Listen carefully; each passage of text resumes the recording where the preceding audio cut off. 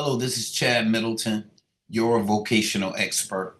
And I'd like for you to do me a favor. I need you to go and grab your award letter, your VA award letter. If you have a mental health condition, 30, 50, 70% for a mental health condition such as PTSD, generalized anxiety, adjustment disorder, any type of a mental health condition that's rated at 30, 50, or 70%, grab your award letter. All right. And I want to see if you meet some of these qualifications, then you should be applying for TDIU. First and foremost, if you're unemployed, and you have significant mental health issues, and we'll talk about the limitations in just a few. But if you're unemployed, you have a mental health condition, and you qualify for TDIU, I need you to grab your award letter. Okay. I need you to grab your award letter. And when you grab your award letter is going to list the reasons why the VA granted your 30, 50, 70% condition. All right. The reasons why they granted it. And if you're unemployed, your unemployment plus these reasons that are associated with your mental health condition could qualify you for TDIU benefits. All right. A VA award letter is a letter that they send you when they grant or deny your condition. All right. Your claim. All right. You apply for PTSD. They determine that you meet qualifications for PTSD. They gave you a CMP exam and they send you an award letter saying, not really congratulations, but they say you have been awarded a 50, 70% rating for PTSD. All right. And they'll tell you what the rating is. And they'll also tell you why your rating wasn't higher. Okay. So if they give you a 50% rating, they'll tell you why they gave you a 50% rating. And then they'll also tell you why you didn't meet the qualifications for a higher rating at 70%. All right. So an award letter is something everyone gets. If you have a disability, then you have been given an award letter. Let me also say this. Anytime the VA makes a decision about your claim or your benefits, they send you notification. If they're proposing to reduce your benefits, they're going to send you a notification. They cannot just take an action without you having being notified of the action that they're going to take. So sometimes they say, they'll send you a propose to decrease your rating. They'll send you a proposal to decrease your rating, and they'll tell you why. All right. And if they grant your condition, they'll also send you a notification and an award letter of why they're granting your rating. Okay. So hopefully you're understanding, you're picking up what I'm putting down. But I want you to get your award letter and I want you to go to the mental health section and I need you to follow along with me with the limitations. All right. Follow along with me with the limitations. All right. First and foremost, you're unemployed. You qualify for TDIU, but you haven't applied yet. And you have these limitations in your award letter. I need you to file for TDIU. All right. One, it says anxiety. Everybody knows what anxiety is: panic attacks, it's nervousness, it's difficulty concentrating, it's problem sleeping. All right. Chronic sleep impairment. That is definitely limiting, but it's not by itself it's going to stop you from doing any work, meaning that you're irritable because you didn't sleep very well the night before. You have issues with sleeping on a consistent basis, and it makes it difficult for you to do your job or stay focused the next morning. Depressed mood. Depressed mood in and of itself doesn't really limit your ability to work, but being in a sour mood can definitely spoil your chances of maintaining a job if your attitude and your ability to get along with others is being assessed. All right. Now here we go with the hardcore type of limitations. Difficulty in adapting to a work-like setting. All right. Doesn't necessarily sound very severe, but if you have evidence that support you getting fired from jobs because every time you go on the job, You just have problems with supervisors. You're having problems with customers. You're having problems with performing your job with employees. Difficulty in adjusting. If you have proof of that, that is good. All right. Difficulty in adapting to stressful circumstances. First of all, mostly all jobs are somewhat stressful. Now, stress is determined by how you react to the stress. Okay. So if you're working in a high production type job, you have an emergency, hazardous conditions. If you're having a productivity goals that you have to reach, it can be very stressful. Okay. Difficulty in establishing and maintaining effective work and social relationships. Mostly all jobs require you working around people in some capacity. All right. If you have problems with getting along with people and you have evidence to support it, then of course you should be applying for TDIU. All right. Disturbances of motivation and mood. All right. Again, one of those things that you have a disturbance. However, it's not necessarily going to eliminate all jobs in the national economy. Now, here we go. You got this type of symptom in your mental health condition: forgetting directions, forgetting names, forgetting recent events, forgetting to complete tasks.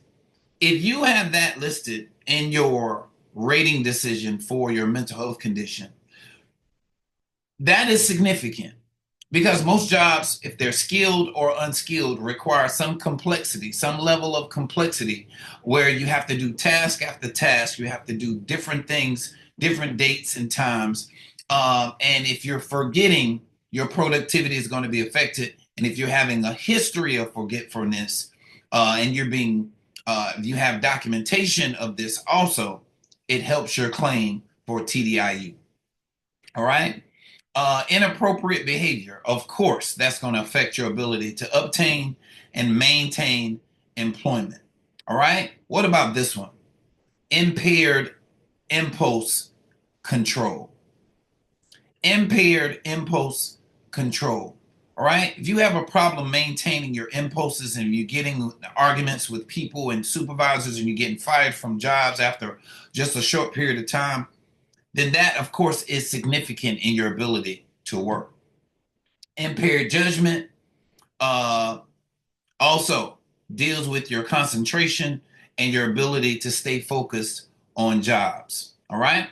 Impairment of short and long term memory. Impairment of short and long term memory. You have these types of limitations. It's definitely significant in your ability to maintain employment. Okay. Um, Near continuous panic or near continuous depression affecting the ability to function independently, appropriately, and effectively. If you have that in your award letter and you're unemployed, you need to call our office and set up a consultation and apply for TDIU. All right. If you have near continuous panic or near continuous depression, how can the VA say that this is not severely debilitating in your ability to maintain work? What job can you perform under the symptom while experiencing near continuous panic or near continuous depression that is affecting the ability to function independently, appropriately, and effectively? So if you have that in your award letter, contact our office, set up a consultation, and consider applying for a TDIU. Got a few more.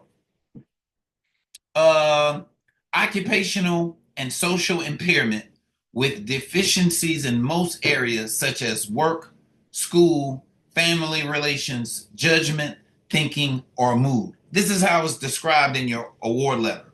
So if you have your award letter out and they have the words occupational and social impairment with deficiencies in most areas such as work, school, family relations, judgment, thinking, or mood, you should apply for TDIU. Okay?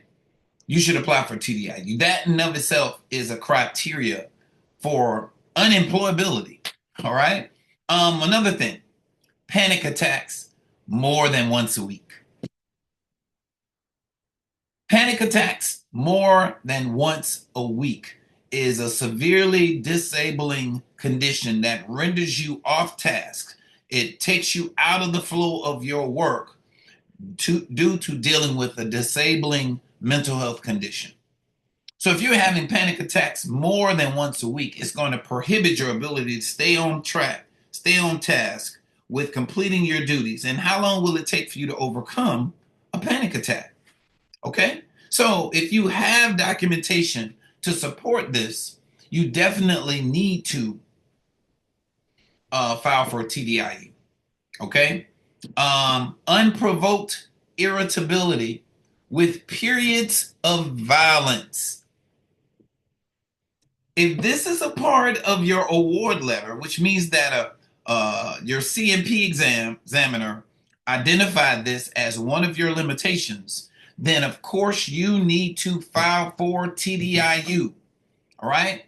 You need to file for TDIU. And your rating can go from whatever it is to 100% permanent and total. Now, for this veteran, I think the 100% rate is like $4,200 a month. $4,200 a month. So he went from 70% and he got to 100% P&T because of the severity of his conditions and his inability to work. All right. So if you're looking through your award letter and you have some of these limitations that I just shared with you, and there's a lot more. But suicidal ideation, go ahead and throw that on there too. Suicidal ideation, along with the panic attacks, occupational and social impairment, near continuous panic or depression, impaired impulse control, forgetfulness. These types of things are currently in your award letter. Excuse me. Now, your award letter is not medical evidence. Say that again. Your award letter is not medical evidence. Your award letter is simply a summary of your CMP exam or your DBQ. All right. This is why I always say getting a copy of your DBQ is very important, because sometimes in the award letters, the VA may skip or they might not give you all of the information that is in the DBQ. So you might want to have a copy of your DBQ so you can look at exactly what the examiner said instead of depending on the VA to summarize what the examiner said. Okay? And as a vocational expert, I'd like to see what the examiner said instead of relying on what the VA summarized. All right?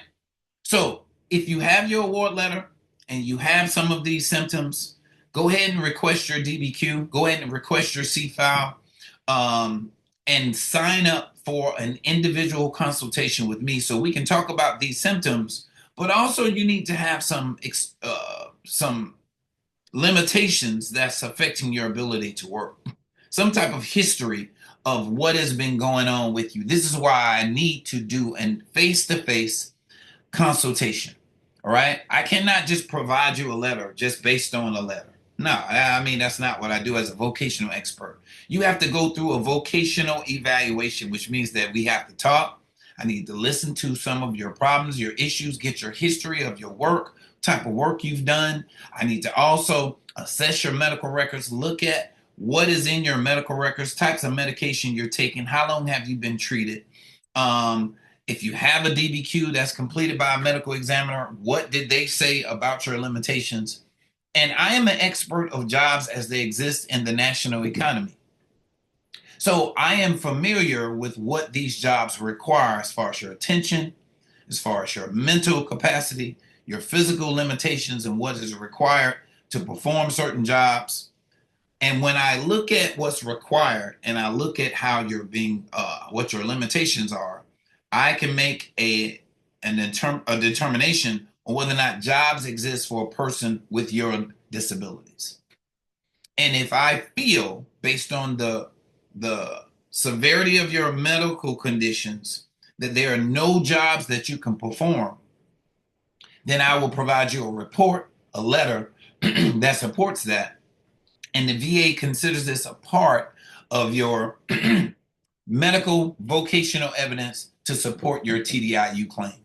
Now, if the VA denies my report, they have to come back and tell you why they denied it. All right. Somebody has to say, with credentials such as mine or greater, to say they don't agree with me, or they can identify jobs that you can perform. All right. This is how a vocational evaluation report works in your favor. All right. And what I'm noticing is that sometimes the VA doesn't, they have a hard time opposing what's in a vocational evaluation report, because the people that rate the cases are not vocational experts. They can't say, oh, yes, there are jobs. They can't say that because they're not vocational experts. Okay. So get your award letter, go back and look at this video, look at some of the things that we've identified. I'm sure there are more in your award letter, or maybe less. But if you know of anyone that has a mental health condition and they have these types of limitations, you need to get them to contact our office, set up an individual consultation. Our phone number is 803-563-5087. Again, that number is 803-563-5087. You can visit us online at www.vcandvc.com, or you can email us at admin@vcandvc.com. Let us know who you are. Call the office, set up a consultation. My assistant will let you know when the next available appointment is, when we're going to do a webinar, what have you. And then you can start the process. All right. I'm getting a lot of veterans contacting me, like this veteran contact me and told me he was awarded TDIU benefits. All right. Because of the vocational evidence that he was provided during our services. All right. He said the whole process took him. He said, I filed on October the 24th and received notice today. So today was yesterday. That's February the 27th. He says 129 days to process. Not bad at all. Okay. So I'll share a little bit more about the success of this particular case, but I want you to know that if you have an award letter and your award letter reads as I just stated, and you're looking for a vocational expert, contact us. We're nationally certified. We can provide you evidence to help you support your TDIU claim. All right. If you have any questions, give our office a call, or subscribe to our channel, and hopefully we can get you on the road to individual unemployability. God bless you. Have a great day.